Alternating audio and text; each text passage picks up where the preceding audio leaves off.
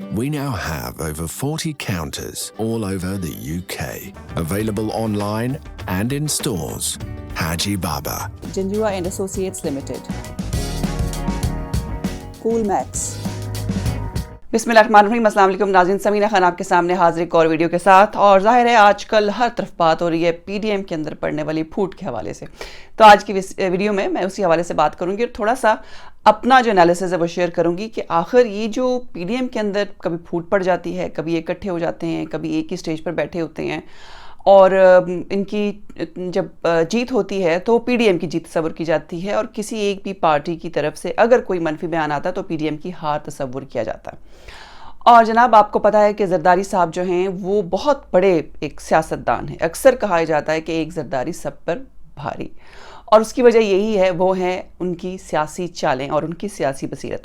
बहुत से लोग बड़े मद्दाह हैं जरदारी साहब की सियासी बसीरत के हवाले से कि उनको पॉलिटिक्स खेलना आती है, और ख़ास तौर पर सेनेट के इलेक्शन में जिस तरह से उन्होंने अपने कार्ड्स प्ले किए, एक मरतबा फिर लोगों ने जरदारी साहब की जो जहानत थी, सियासी जहानत जो थी, उसके गुन गाए और उसके कसीदे पढ़े। लेकिन सेनेट के जो चेयरमैन का इलेक्शन हुआ और डिप्टी चेयरमैन का इलेक्शन में पीडीएम हार गई, यानी कि यूसुफ जर गिलानी भी हार गए और मौलाना गफूर हैदरी भी हार गए। अब अगर पीडीएम से पूछें या नून लीग से पूछें तो ये समझते हैं कि जो एस्टैब्लिशमेंट है उनकी इन्वॉल्वमेंट की वजह से चेयरमैन सेनेट का इलेक्शन और डिप्टी चेयरमैन सेनेट का इलेक्शन पीडीएम हारी है। कल जो पीडीएम का इजलास हुआ जिसमें उन्होंने ये तय करना था कि लॉन्ग मार्च 26 मार्च से लॉन्ग मार्च स्टार्ट करना है और इस्तीफे देने हैं, उस पर पीडीएम के अंदर की जो बात थी वो लीक हो गई, मीडिया तक पहुंच गई, जिसमें ये कहा गया कि जरदारी साहब ने बहुत ही सख्त रवैया अपनाया और उसमें जो इस्तीफ़ों का जो मुतालबा है पीडीएम की जानिब से उसको मशरूत कर दिया नवाज़ शरीफ की वापसी के साथ कि नवाज़ शरीफ वापस आएँ, सागर वापस आएँ और हम मिलकर ये मूवमेंट में साथ देंगे और मिलकर इस्तीफ़े भी देंगे। थोड़ा सा मैं पीछे लेके जाना चाहूँगी आपको कि पीडीएम की जो ये मूवमेंट स्टार्ट हुई थी, अगरचे कि मौलाना फजलुर रहमान चाहते थे कि अपोजिशन का इत्तेहाद बने और इमरान खान की हुकूमत को गिराया जाए, और जितनी भी अपोजिशन की जमातें हैं जिन्होंने मिलकर एक पीडीएम बनाई है उनका एक ही मुश्तरका लाएअमल है और वो है इमरान खान की हुकूमत को गिराना। तो तब भी इस्तीफ़ों की बात हुई और पीपल्स पार्टी का अपना एक इस हवाले से हमेशा से रवैया रहा है। वो कहते हैं कि एक जमहूरी रवैया है, इस्तीफ़े नहीं देने चाहिए, सियासत के अंदर रहकर लड़ना चाहिए और इससे इमरान खान की उनकी पार्टी जो है मजबूत होगी। और इसी पीडीएम के इस अखट के पीछे जरदारी साहब ने अपना एक कैंडिडेट भी खड़ा करवाया, यानी कि यूसुफ रज़ा गिलानी, उन्हें पीडीएम से हिमायत दिलवाई और वो सेनेट जीते भी, लेकिन चेयरमैन सेनेट का इलेक्शन हार गए। और जैसे ही चेयरमैन सेनेट का इलेक्शन वो हारे, यानी कि पीडीएम के दोनों उम्मीदवार सेनेट के चेयरमैन का इलेक्शन हारे, एक और बात दोबारा से गर्दिश करना शुरू होगी। कुछ लोगों ने कहा कि इसमें पीपल्स पार्टी ने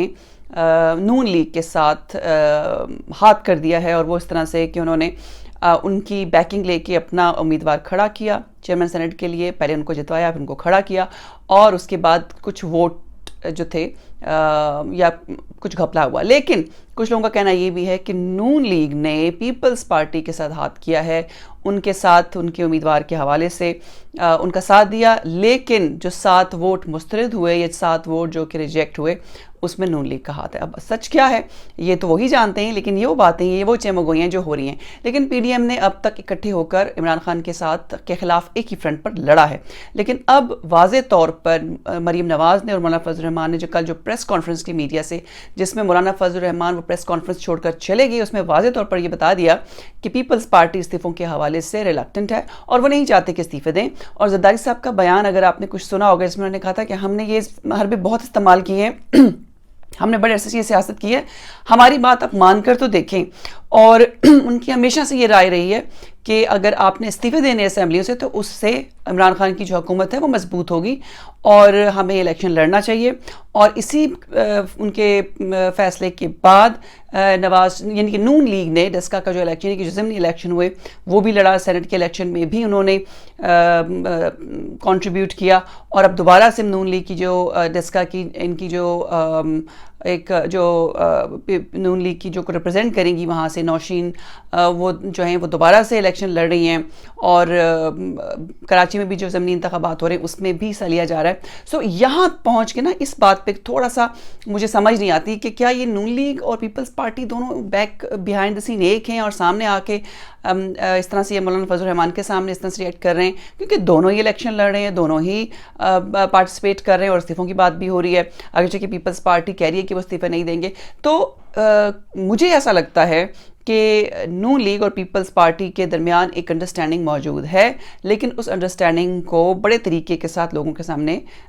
ظاہر کیا جا رہا ہے. اور خاص طور پر اب جو ایک اور ڈیمانڈ آئی ہے پیپلز پارٹی کی طرف سے کہ سید یوسف رضا گیلانی کو اپوزیشن لیڈر بنا دیا جائے, اس پر بھی کہا جا رہا ہے کہ پی ڈی ایم کے اور خاص طور پر نون لیگ کے اپنے تحفظات ہیں, لیکن نون لیگ یہ کہتی ہے کہ چیئرمین سینٹ کے انتخابات سے پہلے ہی یہ فیصلہ ہو گیا تھا پی ڈی ایم کے دوران کہ چیئرمین سینٹ کا امیدوار پیپلز پارٹی کا ہوگا, ڈپٹی چیئرمین جو ہے ان کا تعلق مولانا فضل الرحمان کی گروہ سے ہوگا, لیکن اپوزیشن لیڈر جو ہے مسلم لیگ نون کی طرف سے ہوگا. سو یہ بھی ایک پوائنٹ آف کانفلکٹ ہو سکتا ہے ان دونوں کے درمیان. لیکن جی اس وقت اگر کوئی بہت خوش ہے تو وہ ہیں پی ٹی آئی کے دیوانے اور پی ٹی آئی کے لوگ جنہوں نے آر آئی پی کا ہیش ٹیگ استعمال کیا, اور آر آئی پی کا ہیش ٹیگ پی ڈی ایم کے لیے استعمال کیا کہ پی ڈی ایم مر گئی, یعنی کہ ختم ہو گئی ہے. لیکن یہ پہلے بھی کہا گیا تھا کچھ مہینے پہلے, پھر پی ڈی ایم دوبارہ آپ کے سامنے آئی, انہوں نے کچھ کامیابیاں حاصل کیں, اور اب دوبارہ سے مریم کو واپس جیل بھیجنے کا اور نیب کے حوالے کرنے کی باتیں بھی ہو رہی ہیں. لیکن ایک بات جو مریم نے کی ہے, اور یہ میں دہرانا چاہوں گی, اور مریم نے جو بات ہے بڑے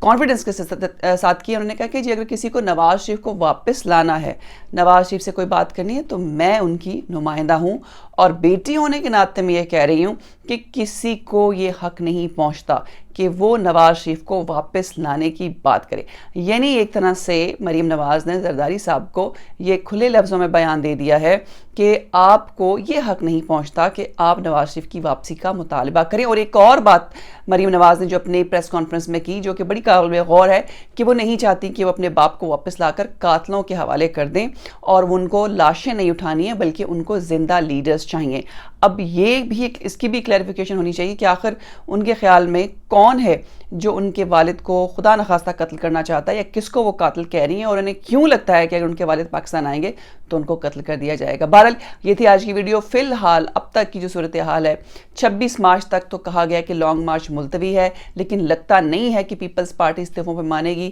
تو صورتحال کچھ ایسی ہوگی کہ پی ڈی ایم کے اندر حالات جو ہیں وہ خراب نظر آ رہے ہیں, اور خاص طور پر پیپلز پارٹی جو ہے وہ اس بات پر, اس پوائنٹ کے اوپر بالکل متفق نہیں ہے کہ استعفے دیے جائیں. وہ اس کو لڑنا چاہتے ہیں, اور عمران خان کی حکومت کو میرا خیال ہے موقع دینا چاہتے ہیں, اور اپنے ٹائم پر الیکشن کروانا چاہتے ہیں تاکہ وہ اس کو کنٹیسٹ کریں اور اس کے بعد عوام کے سامنے جائیں. یہ پیپلز پارٹی کی زرداری صاحب کی پالیسی ہے. بہرحال یہ تھی آج کی ویڈیو. اگر آپ کو ویڈیو پسند آئی ہے تو اس کو لائک اور شیئر ضرور کیجیے گا, اور آپ نے اگر میرا چینل ابھی تک سبسکرائب نہیں کیا تو آپ میرا چینل بھی سبسکرائب کریں اور بیل آئیکن پریس کریں تاکہ آپ کو میرے مزید پروگرامز کے جو نوٹیفیکیشنز ہیں وہ ملتے رہیں. پھر ملیں گے. اللہ حافظ.